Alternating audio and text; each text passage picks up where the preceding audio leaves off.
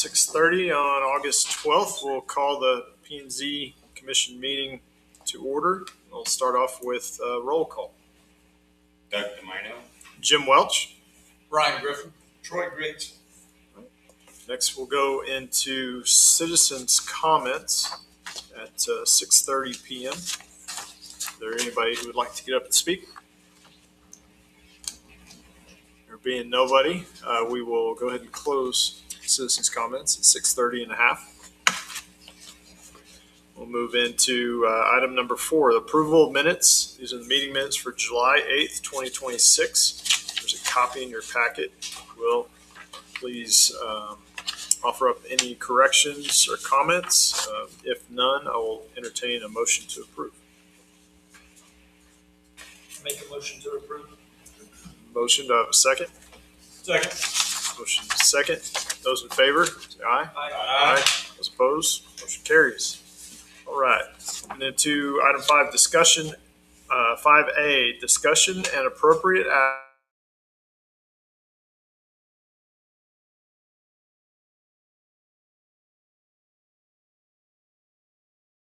I'll go from here. So this is the park plan dedication ordinance. I've actually already given this presentation once because last week I gave it to the Parks and Rec Board. But because the Parks and Rec Board are going to be making a recommendation on it, y'all are also going to be making a recommendation on it. So I want y'all to see it as many times as possible before we get to that point. And so we can kind of fumble through what we want to see and what we don't. So tonight's objectives is to review the parkland dedication calculation methods, review the fee in lieu of calculation methods, discuss the hybrid model, and provide policy direction. So why are we updating this ordinance? Well, currently the ordinance, it's pretty, I would say, a little flat. There's some areas in it where we can definitely expand to either get more parkland, more money, or also just be fair partners with developers that are coming in. So we're going to go through those different methods of calculating that. The ordinance in itself is not complete because I thought we really need to buckle down how we want to calculate that prior to completing the rest of the ordinance. So those are the methods we're going through today. The current ordinance is based on appraised value, which can usually be a little bit low. The growth is occurring faster than park planning. So instead of trying to plan parks ourselves, we're going to have to utilize developments that are coming in for those parks that they're bringing in with them.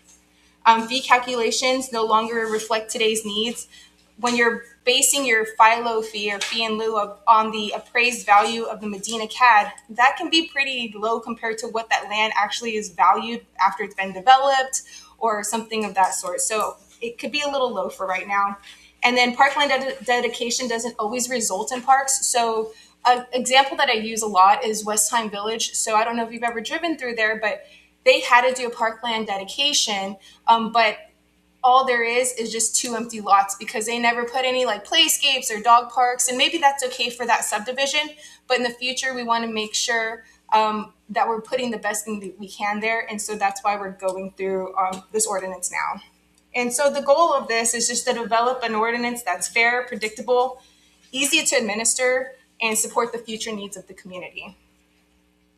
All right, so how does parkland dedication work? So when a new residential development comes in, they come to my department, they submit a subdivision plat, and within those platting requirements, they're required to dedicate parkland.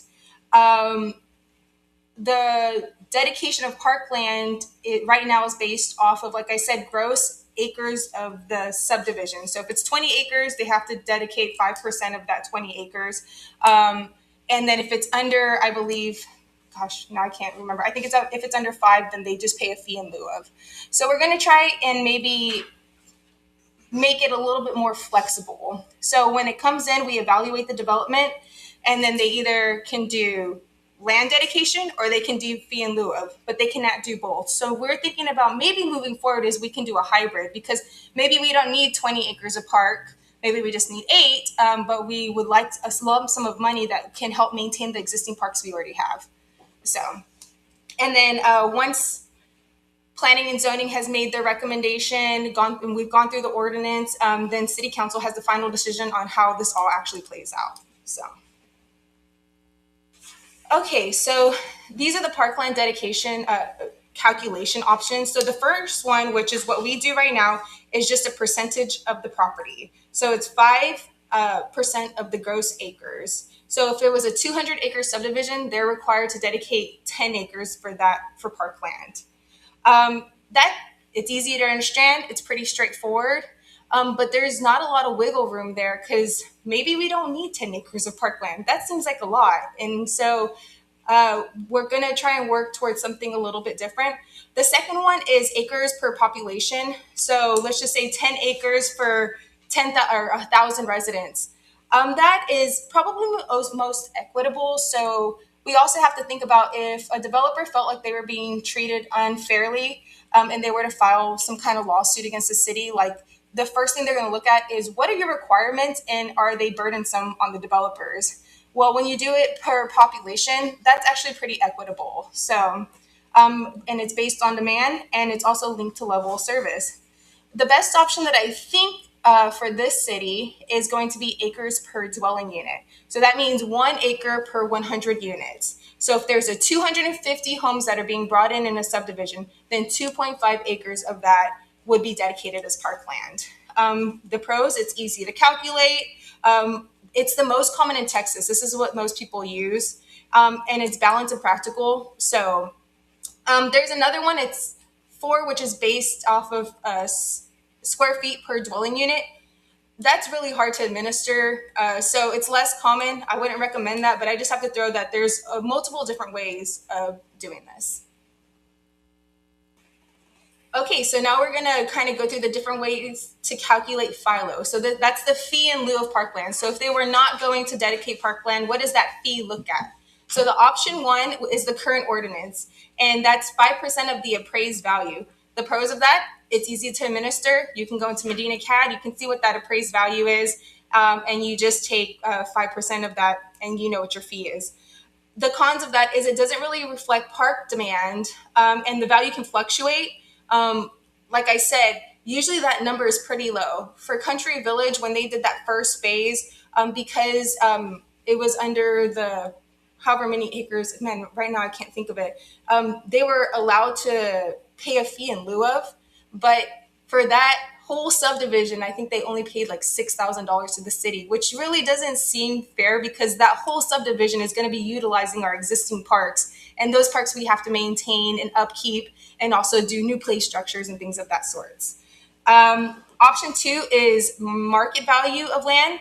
Now, this is a little bit more like, okay, because if it's the market value, which is different than the appraised value Medina CAD, you'll probably get a little bit more money, but it also can maybe not reflect what your needs are for the city. So maybe there is a developer that comes in, they want to pay the fee in lieu. We're like, yeah, but we really do need a park there. Like there's not a park within a mile of this subdivision. We feel like it's necessary to put there, so there's not a lot of flexibility.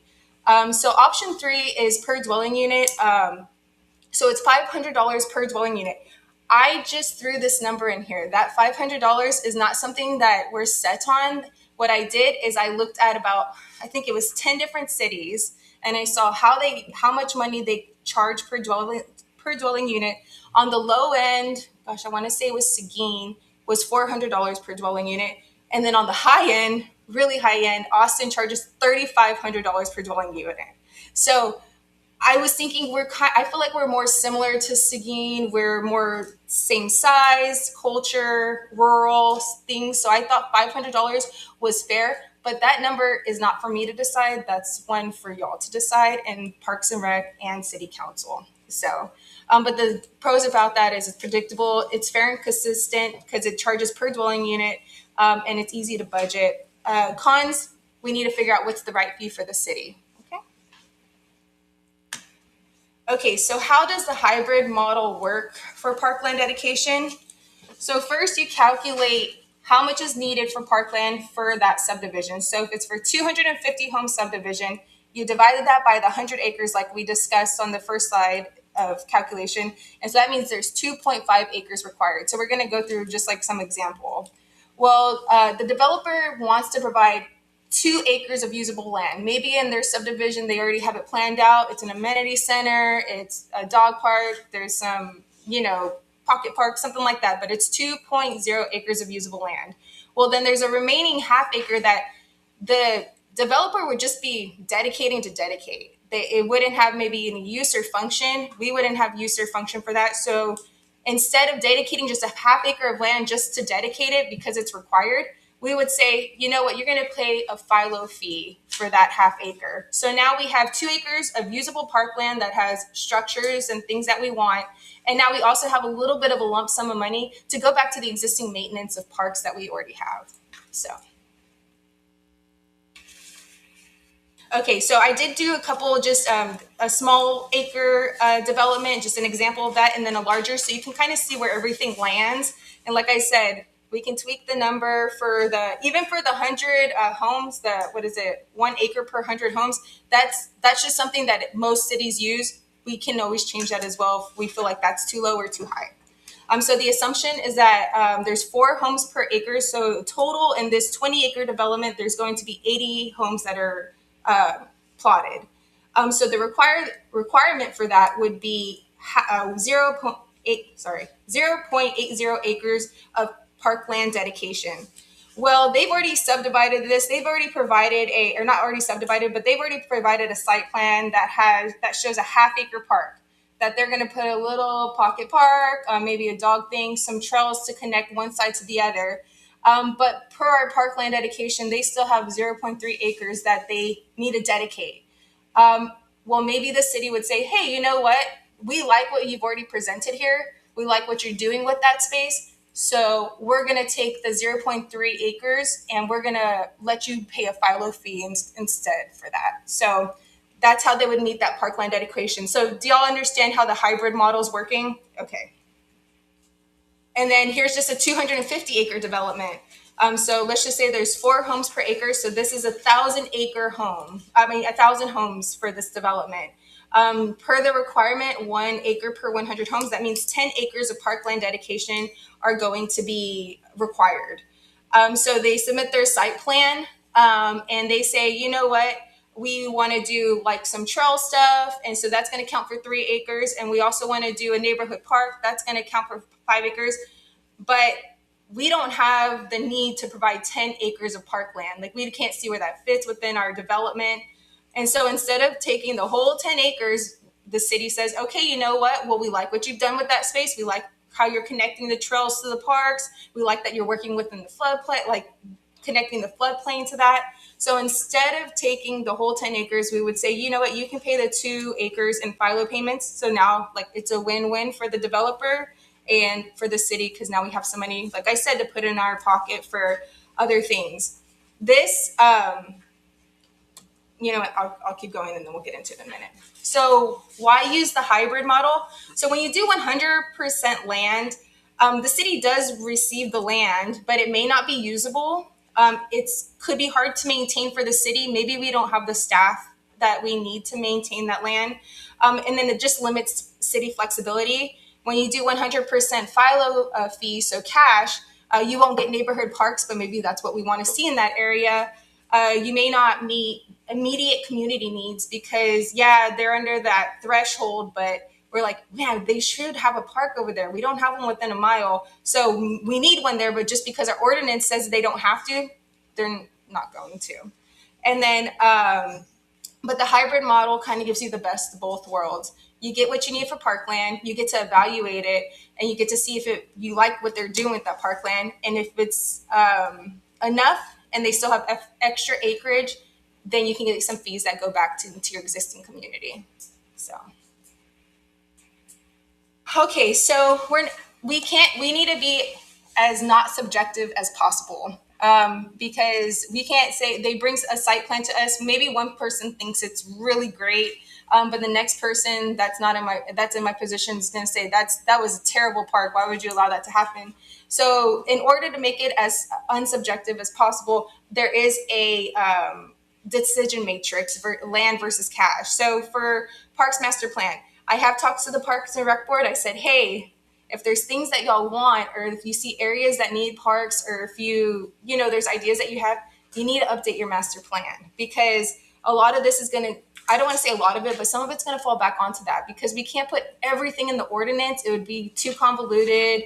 But if you can put it in your parks master plan, then we always have a document that we can refer back to. So, so if we'll accept the land, if it's identified as a future park, that would be a great thing. If we've all been talking about at an athletic complex, we'd be like, yeah, that's a good thing.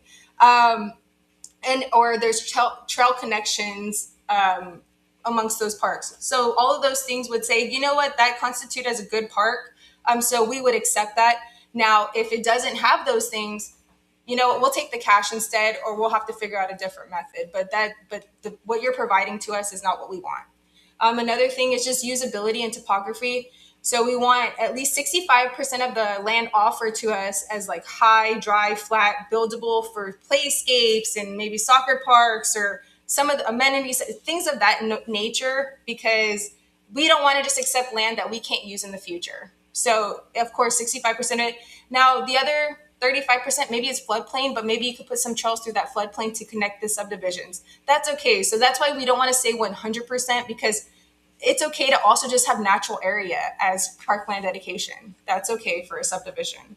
Access and visibility. We don't want something that in the future we're not able to access.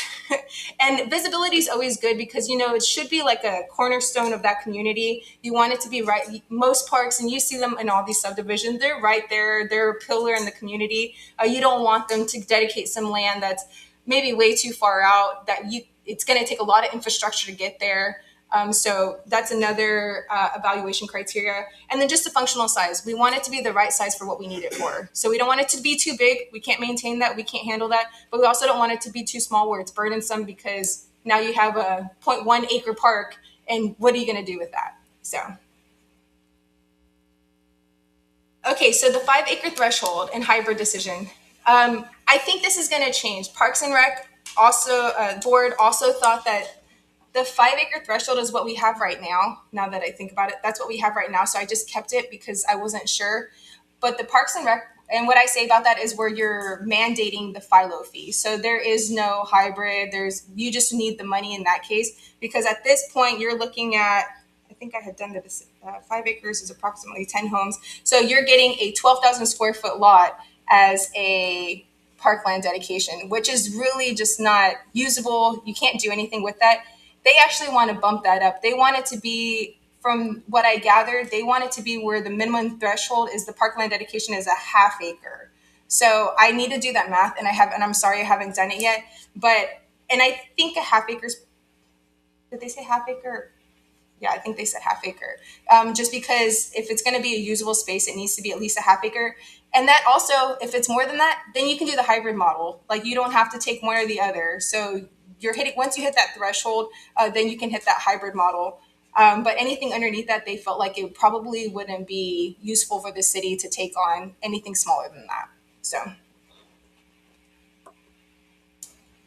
and then another special provision that they threw out there after talking with Adriana and Jim and just the Parks and Rec board is making maybe having a HOA parkland dedication credit. So if they do hit all of these things where the parkland has public access, is 100% maintained by the HOA, and that there's a legal agreement in place saying that will have public access and will be maintained by the HOA, that maybe we give them a parkland dedication credit, dedication credit, so they don't have to actually provide more parkland on top of that. So that's just, hey, they're maintaining it, but as long as other people still get to use it and it's not just for their privatized for their community, then you still have met that goal that we need it for, but you're just owning it and you're maintaining it, but it will have public access. Does that make sense? Okay. I could go through all of these, but so the current ordinance right now is 5% of the gross acreage. But for the proposed ordinance, it would be per dwelling unit, 1 acre per 100 units. Like I said, that's flexible. That's not hard, but we can have some conversation about that. The FILO calculation, right now it's 5% of the appraised value. In the hybrid model, it would be fixed per dwelling unit. And right now I have it at 500, but that can also be negotiated or changed. Options, land or FILO. We don't have a hybrid method as it stands right now. In the proposed ordinance, there's options. So you can do land, the fee in lieu of, or the hybrid method. Evaluation criteria it's just limited. It's not standardized. And in the new ordinance, there will be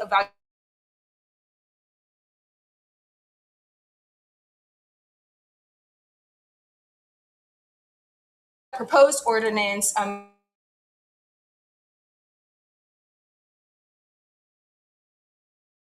City for the current ordinances, you may get part.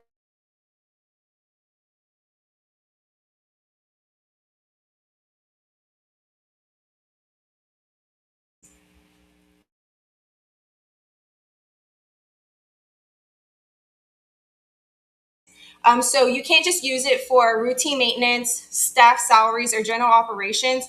It has to be to maintain the parks that you have. So it could be to acquire parkland, develop community parks, trails and greenways, playgrounds, athletic facilities, restrooms and buildings for those parks, parking, lighting, a splash pad and water features, or other park structures. But it cannot be used for routine maintenance, staff salaries, and just general operations. Okay, so just the process if we move forward with the new parkland dedication ordinance. So, you plan adoption and you plan the adoption and criteria. So establish clear standards and adopt a park plan that reflects the community needs. So the Parks and Rec Board will have to do a little bit of work on there and to make sure that if we're referring to a document, it's what they want it to be. The fee in lieu of calculation. So we set and publish a fair and consistent fee, and that fee would also be listed in our comprehensive fee schedule. Funding and capital investments. So use those fee in lieu of funds exclusively for park projects, their capital improvement projects. And then ongoing benefits. So you just deliver safe, accessible parks and amenities that benefit the community for years to come. So these are just some questions that I thought would be good talking points, but I'll go ahead and just open it up. And if we need to, we can fall back onto these. So. Okay, thank you. That was a lot to go through. Yeah, I know. I'll open it up. Do you guys have any comments or I have a questions? couple of questions. Yes, sir. So I can see where the city's gonna end up with a lot of involvement. Mhm. So I don't see any incentive for the developer. Let's say he goes ahead and puts all the trails in it, Mhm. but he has no incentive to do that. Is that something that could be worked into it to where the city doesn't just end up with a bunch of land they don't have the funds to do anything with? Yeah, so actually, and I probably should have put it in here, when they dedicate that parkland, regardless if it's the full, 20 acres or just what we accept as a city, let's just say the 10, they have to we do have criteria in the ordinance. I just didn't put it in here for what should be going there. And it falls back onto like playscapes, dog parks, athletic fields, and all of those things. They can't just dedicate a raw piece of land and say, you take it from here. So. Okay, well, that brings up a question because I drove through Alsatian Oaks Saturday. Okay. And they do have a section now where it's like they put in playscapes and all that. Mm-hmm. Is that considered city park or is that strictly set aside for the residents of Alsatian Oaks? So the ones that are they have a couple pocket parks. Those are public access. So they're not gated or anything. So anybody can go use those. I will let you know that those are all HOA maintained. We don't do any maintenance and we don't own those parks. Those are owned by the HOA. Now, when they do their amenity center, that is going to be privatized. So there's going to be, I believe, behind like a gated key and lock and all that stuff. And so the public will not have access to that. But like I said, it is HOA. So when they did their parkland dedication, it's a little different because when I talk about subdivisions, I'm talking about like infill subdivisions when it comes to parkland dedication. Those parks outside, those are part of a planned unit development. And I think we've talked about this before. So they actually are required to put a lot more they call it open space in the planned unit development. And they still have to utilize parkland dedication. So there still has to be parks and stuff. But I believe that they had to, for that development, it was 20% they had to utilize as open space.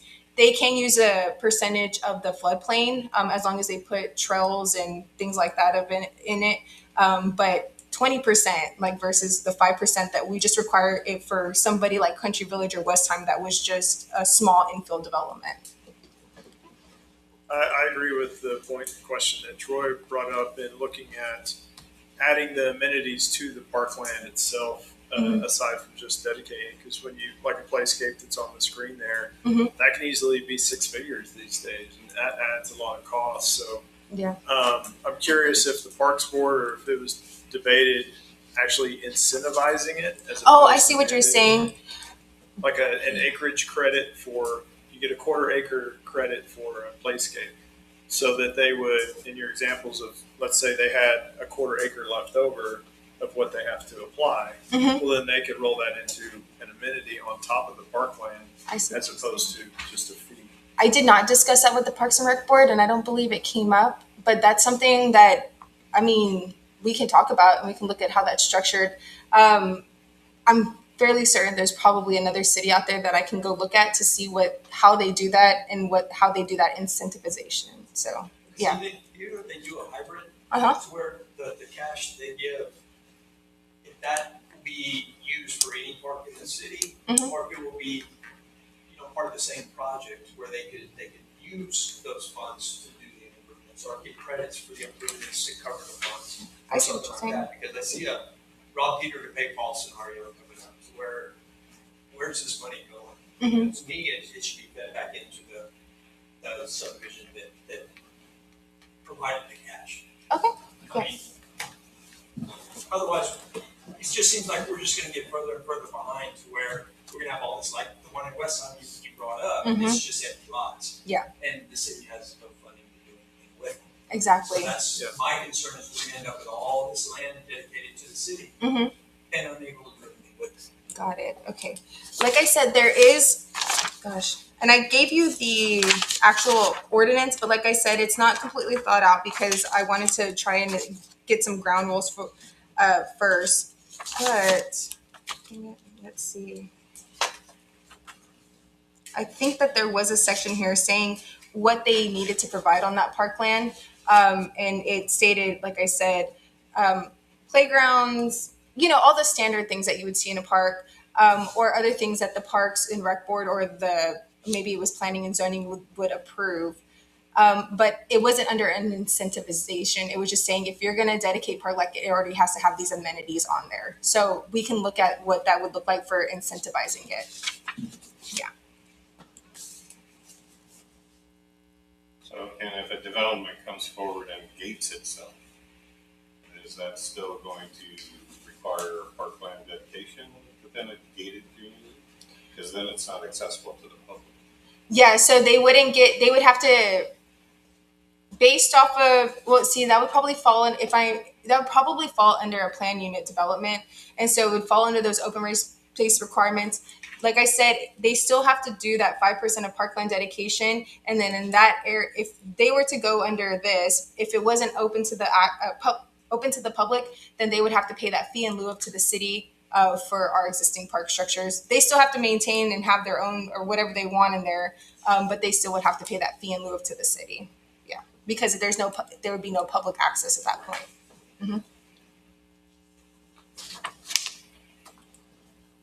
I think to Doug's previous comment in regards to the park at Alsatian Oaks, your slide had a question of should it all be one contiguous parcel or should smaller sections be allowed?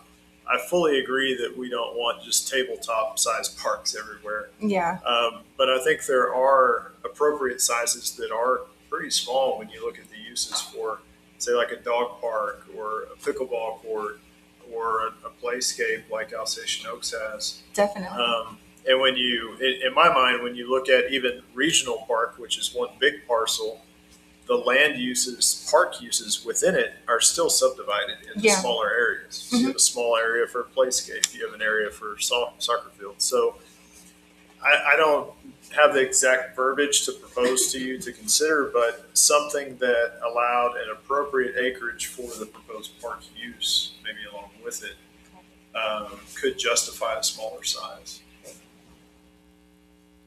I think that's great, especially when you get to those really big subdivisions, because you may have that really strong center, but typically they do have a pocket park or dog parks. My mom lives in Lucky Ranch right up the road, and my little 4-year-old loves to go to that little park that's just right there on the corner, because walking half a mile to the other one's just not. You try doing that in this heat. Yeah. So I completely understand that. So yeah, maybe I can go look for some language to see what I can find for that.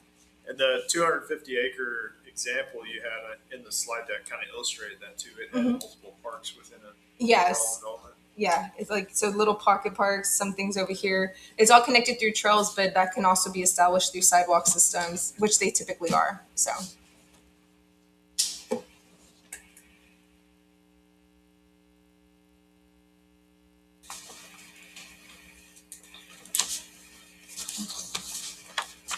Any thoughts on I know, and if y'all need any additional like validation or any additional information on like the $500 amount or the 1 acre per 100 homes, I can provide that. Just let me know if it seems off or it seems too big or too small. I was just taking a stab at it, but yeah, I really don't know.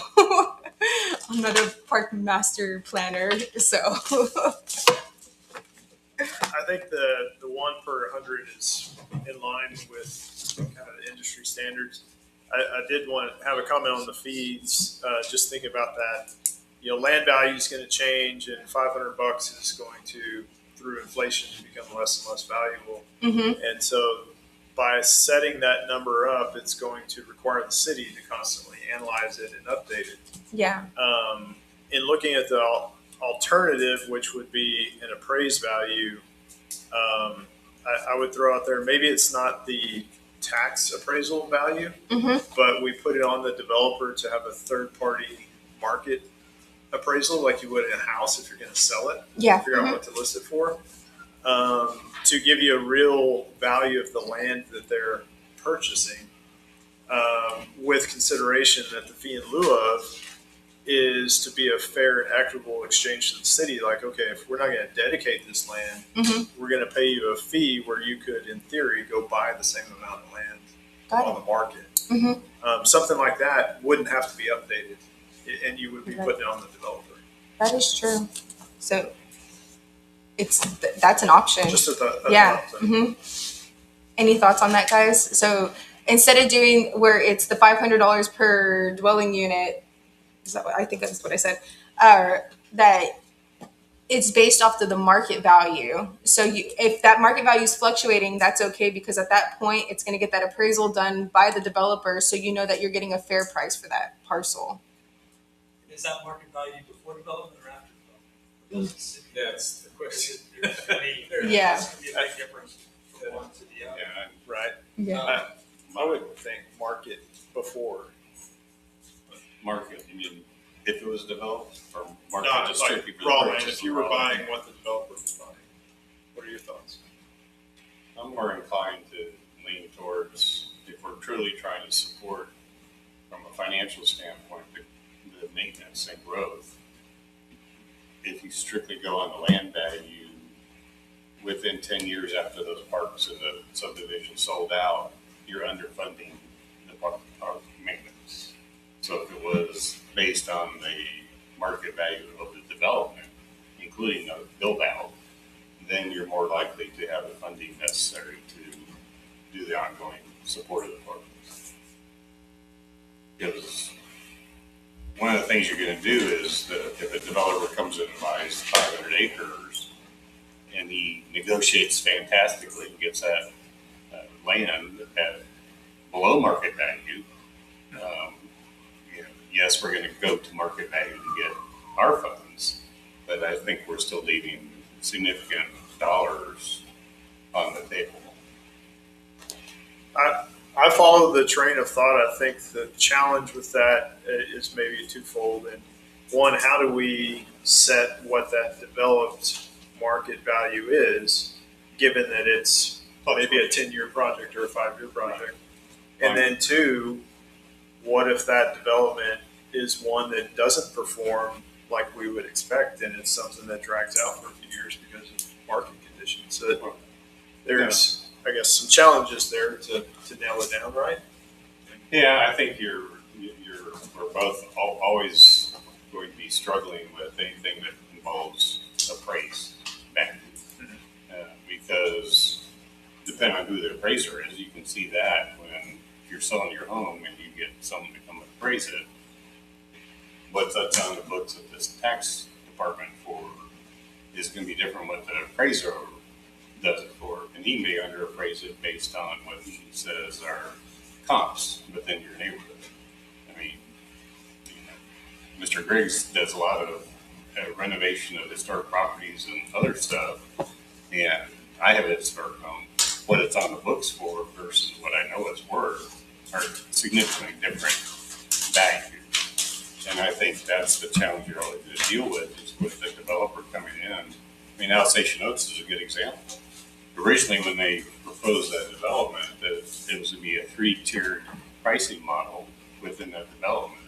It was going to be, quote, starter type home, up middle, and then more expensive homes at the end. Well, that went out the window when the whole market changed during the pandemic, and costs of materials and everything went different. So now all the homes in there are significantly priced versus the starter home community. So if we'd been taking just strictly the land value of Alsatian Oaks, which we did probably, there's been a lot left that's changed with the way Alsatian Oaks is part of the community now. And I just think that we have to be careful if we just strictly kind of go, well, we'll take a base model on everything. I suspect you're gonna get a lot less FILO money if that's the case. If you, after development appraisal, then that dollar amount's gonna go down. Because then they're just gonna say, you wanna take my raw acres because I want to develop those. Right. So that number would probably have to be adjusted accordingly. So I think whether you do it after development or before development, that number's either gonna go down or it's gonna go up to, so that they have that option. Otherwise, it's gonna just be raw acres every time. Sure. And that's not necessarily what the city wants, not necessarily more acres, just. Yeah, just we don't want more acreage just to have more acreage. I think it needs to be usable and it's for public use. So it's not just we don't just want need land to have land, unless we saw maybe needing space for a library or something. I don't know. So. Well, the land, like in Alsatian Oaks, originally they set aside acreage for Medina Valley to build an elementary school. Yes. Which Medina Valley said, no, we're not going to build it. Mm-hmm. So where's that land being used as just to build more homes? So so where that landed is it was used to build more homes, but they did have to adjust the amount of parkland that they had to dedicate based off the new scope or the new amount of homes being built. So they did have to adjust their open space requirement. Mm-hmm.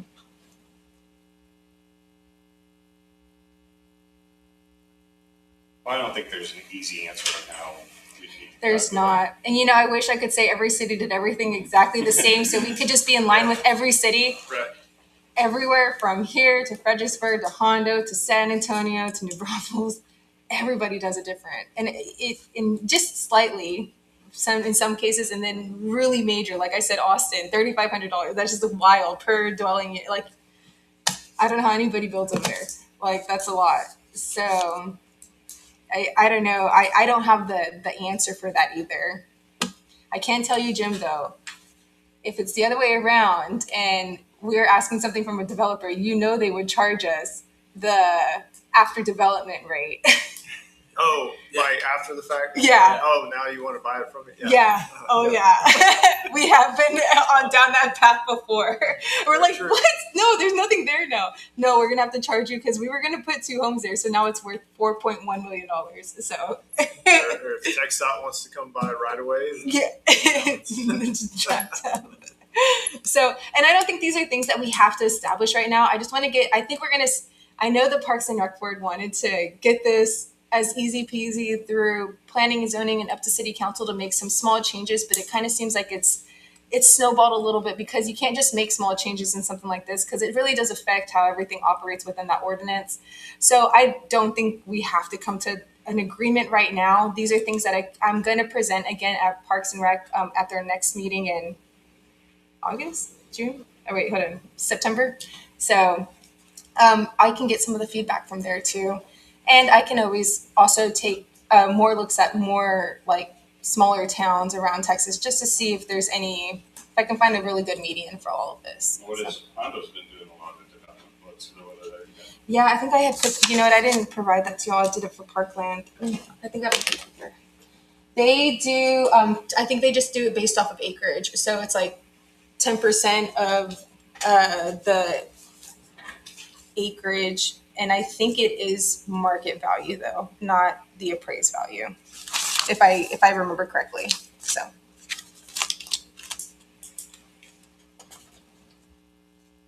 Yeah, no, I don't have it here. Sorry, guys. Okay, well, that's some good feedback. Like I said, I'll take this back to Parks and Rec. If there's anything else as you're just sitting there thinking about our planning and zoning meeting, and you're like, you know what, this is something we should have asked or should have thought of, feel free to email me about it because I would love to get those questions before Parks and Rec the next time I go see them. Okay. Are we good with this? Sounds good. Okay, all right, Good. thanks, guys. Thank you for all your effort on that. Yeah, You no and problem. Adriana have been working hard. Oh yeah, she's great. She's a really big help. She really tries to learn everything in front of her, so which is great. All right, now we'll move on to item 5, discussion of sections 8, 9, 10 of the draft sign ordinance to gather feedback and guide future revisions. Okay, and we continue. Okay, so we're back to the draft sign ordinance, and we're looking at sections 8, 9, and 10. So what changes from the current sign ordinance? So first we're going to be looking at measurement. So section 8 is clarification on measurement. Section 9 is prohibited signs. Mr. DeMino, I know you're coming into this like after a few sections, but you didn't miss much in the first part. So, and then section 10 is electronic signs, which probably has the biggest change because we are trying to move more towards that dark sky feel. So we'll talk about that when we get there. Okay, so section 8 is how do we measure our sign area? So we literally just take, like if you're looking at that sign right there, we don't measure the big green space around it. We take that small rectangle around the part that says sign, and that is what's considered sign area. That's how we currently do it, and that's how it's proposed to do it in the new ordinance. That's pretty standard. That's not something that we made up or that we're out there with. So if you look at those pictures, those are actually pictures that are in the proposed, the draft sign ordinance. And so you get a clear idea of what you're looking at. And so like I said, those little yellow dotted lines, that is what constitutes as a sign area, not the entire building or the entire monument. It's just those things right there. So really nothing's changing with sign area. Do y'all have any questions about that? Okay. So how is the sign height measured?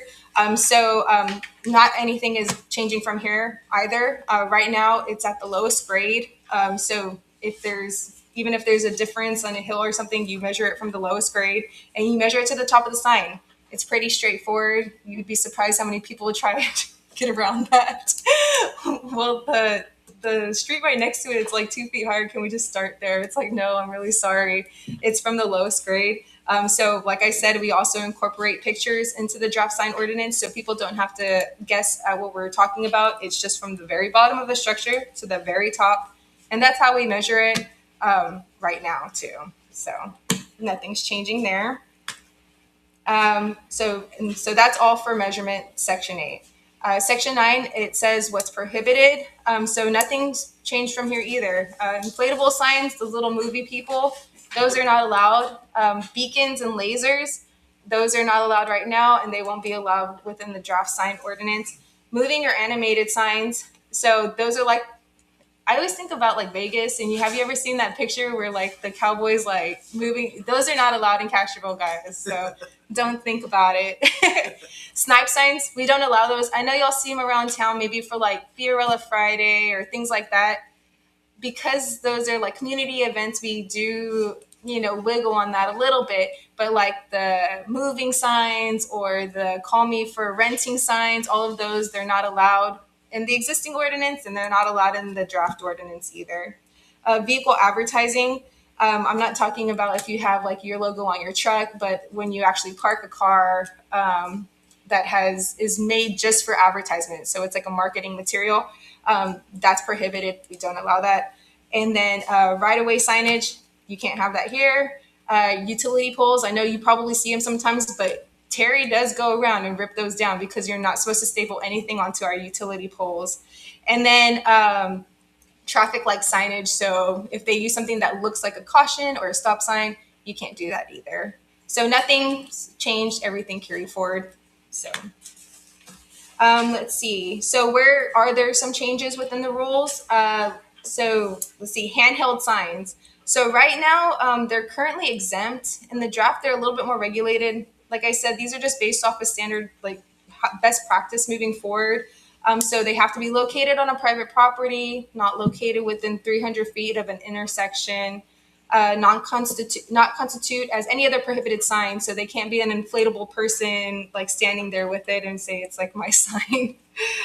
Do not exceed 6 square feet. You can't just plop it or place it on the ground and just like put the arrow saying go that way. That's not allowed. And they can only be displayed between hours of 7 a.m. and 8 p.m. That's pretty much for safety because we really don't need those handheld sign people out there during night hours. So, and then the vehicle signs, I know they say it said prohibited, but just like in our current ordinance, it can be there for, I guess, like 24 hours if they're doing just a marketing stunt. But the current one says 12. The draft one says 24. It's a day. I don't think code enforcement's going to be out there in a 24-hour span. So I just figured, just lengthen it a little bit. But we can always go back to 12 if it doesn't feel good. And when we talk about like motor vehicles, it's like they're inoperable. They're just there to do signage. We're not talking about if you have a company and you have that sign on the side of your truck that you take to work every day. That's not what we're talking about here. So. Okay, electronic message signs. So the current versus the draft. So currently, we have where it can be up to 50% of a sign. The standardization and moving towards dark skies, I would say probably 12 square foot should be the max. The reason why I say that is 50% can be burdensome. In some of your districts, you allow for like 120 square foot signs. And so ultimately, if they really wanted to, they could have a 60 square foot electronic message sign, which could be pretty wild out there. So I did 12 square foot. Like I said, I just looked at kind of standardization and also at what they recommend for dark skies. We can change this. This isn't set, but it was just something that I threw in there. And then what other more specific changes? Size cap. It has to be a static display, so it can't be anything like super crazy, just like going around. Brightness limits and residential protection. Actually, I think I go into these.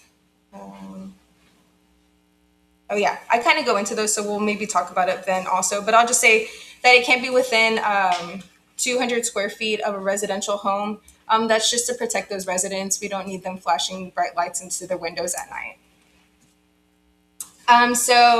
What's allowed? A static image, 6-second minimum. So when we say static, it can still change. We're not saying it can't change, but it can't just be rapid movements. It has to be a static image for 6 seconds.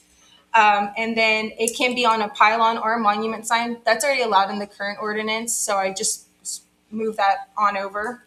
And then what's like I said, not allowing just flashing, animation, a video in like a white background. So you just don't want something that's just white. That's actually at night it can be hard on the eyes. So you want to make sure if they're going to have it up there, it's either, or if they turn it off, it needs to be black. It can't be a white background. And so brightness, we talked about this last time. What's a nit? Lord knows I don't know what that means, but per dark skies, during the daytime, it should be no more than 5,000 nits. And at nighttime, it should be no more than 500 nits. Okay, so we're just going to pretend like we know what that means. And if we need to. Minutes? Huh? Yeah, I know it's in the minutes. Yeah, so we're going to pretend like we know what nits are, and that's great.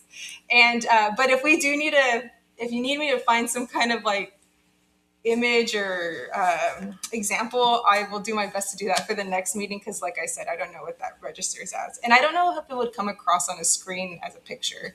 Yeah. So, and then like we talked about already, no light spill to a residential home. So within 200 feet, you shouldn't have a digital image on your sign. So, and so that's it for sections 8 through 10. They were actually pretty straightforward. Like I said, I put these questions up in case I need to move through conversation, but I think I actually already hit on all of these. But if you have any questions, feel free to ask me. And then the next section, though, is a doozy because it's actually all the sign types. So these were the last 3 easy ones. So. So signage on private property, is that like if they have a home-based business that they're advertising, or what is? No. You can't have, if you're doing a home occupation, you're not allowed to have any Right. signage on your That's why I property. didn't think we allowed that. No. What signs are we talking? Their political views and all that is not. We're not allowed to. So there's very strict standard regulations in Texas for political signs and things of that sort. And we don't mess with that. In the sign ordinance, it refers to the state law because we don't want to touch on that in our own. Well, that's what, I'm sorry. well, I was just gonna say, that's why I was confused about why we're looking at private signs. On private property, so it's, Did it say? because it wouldn't any business be private property? Oh yeah, I thought you meant like residential. Yeah, but I thought I saw something in there about it, it says residential. Oh, so We're just talking about protecting a resident. yeah, so it's just supposed to show a home like offset from a sign. Yeah, from a commercial area. Yeah. Sorry, that was not clear. On the square footage limitation for the digital of 12 square feet, I think Yes. it was. Mm-hmm. Do we have any existing signs along 90 that are bigger than that? Yeah, so Habees and Sammy's, they have those digital images below those, and I'm fairly certain those are way larger than 12 square feet. I don't know the exact square footage, but I'm pretty sure they are. Mm-hmm. So were those allowed when they put those up? In the current ordinance, it was allowed, yeah. But per the draft ordinance, they wouldn't be allowed, but it's because it would be considered existing non-conforming unless they were to ever take that down, they couldn't put it back up, so. I have 2 quick questions. Yes, sir. So graffiti, is a mural considered graffiti? It's a hard one. Typically, from a planning and ordinance standpoint, we stay away from that unless there's an image, like a marketing image. Now, if the barbecue place, they have a painted sign on the side of their wall. That is a painted sign. But if it's considered art and like we kind of stay away from those things, it's not considered a sign if it's not really marketing. Okay. Yeah. Just a curious question. Yeah. And then just another curious question is neon. Why not neon? Because we have a couple of businesses here Mhm. that already have it. And, Yeah. I mean, I actually think it plays well off the historic buildings. So they already have It's a it. curious question. Yeah. So they already have it. So neon in our current ordinance is actually written kind of strange because it actually says it can't be neon, but it can't be like the neon, like actual fluorescent tubing because that's dangerous now. It's very flammable. So how people, I would say, I don't want to say get around it because they are per the ordinance. They use the LED neon, and our ordinance is very specific to it being the hazardous tubing neon. Okay. Yeah. And you know what? I didn't look at the definition on what we put for neon, but if I had to guess, it's probably the exact same definition because a lot of those things I just transferred directly over because I'm not trying to change up the whole thing here unless we see issues with it. So, but I'll look at that just to make sure.